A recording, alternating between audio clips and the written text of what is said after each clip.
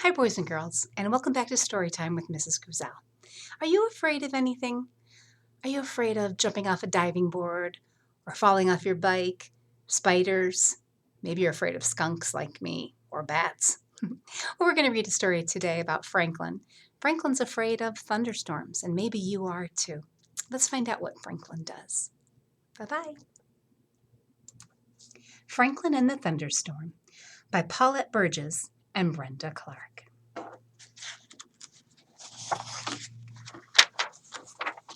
Franklin and the Thunderstorm. Franklin could count by twos and tie his shoes. He could name the months of the year and all the seasons. He could read the thermometer, and he checked the barometer every day. Franklin worried about the weather because he was afraid of storms. One day, Franklin was supposed to play at Fox's house, but the sky was getting dark and the clouds were thick. "Maybe I shouldn't go," Franklin said to his mother. She looked out the window. "It probably won't rain until later," she said. "You have time to get to Fox's." Franklin put on his boots and took his umbrella. As Franklin hurried to Fox's house, he kept looking at the sky. The clouds moved quickly and wind swirled dirt in the air. Franklin felt all jumpy inside.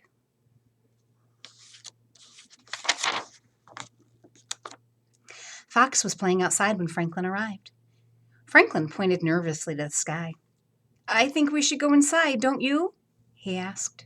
"Not yet," Fox grinned. "I love watching the clouds move and feeling the wind blow. It's exciting." "I think it's scary," said Franklin. Beaver, Snail, and Hawk came over to play too. "My fur feels funny when it's about to storm," said Fox. "My feathers get all ruffled," said Hawk. Beaver sniffed. "I can smell a storm coming." The wind became stronger. Hawk flew loop-the-loops in the air. "Whee!" he cried. Franklin held on to his hat and shivered. It was almost as dark as night when big fat raindrops began to fall. "We should go in," shouted Franklin. "No," said Fox. "Follow me." They raced to the treehouse where it was dry. "Fox," called his mother, "time for everyone to come in." "It's all right," Fox shouted back. "We're in the tree." Fox's mother was there in a second. "It's dangerous to be near a tree during a storm," she said. "Lightning strikes tall things first, and you might get hurt." Franklin held on to Fox's mother all the way from the tree to the house. They were barely in the door when there was a flash of zigzag light. "Lightning!" shrieked Franklin. He trembled. "Kaboom!" "Thunder!" he screamed. "It's okay, Franklin," said his friends. "We're safe here." But Franklin had crawled deep inside his shell. Fox's mother brought treats. Still, Franklin wouldn't come out. Franklin's friends begged him to play, but Franklin stayed put. Then, with a flash and a crash, the lights went out. "Don't worry," said Fox's mother. She lit candles and turned on a flashlight. "Won't you come out now?" she asked Franklin. "No, thank you," he mumbled. "Don't be afraid," said Hawk. "All that noise is just cloud giants playing drums in the sky." Franklin peeked out. "Really?" he asked. "No, it's not," giggled Snail. "That noise is made when the giants go bowling." Franklin came out of his shell. "But what about the lightning?" "That's easy," said Hawk. "The cloud giants are turning their lights on and off." Fox smiled. "I think it's the giants swinging from the chandeliers."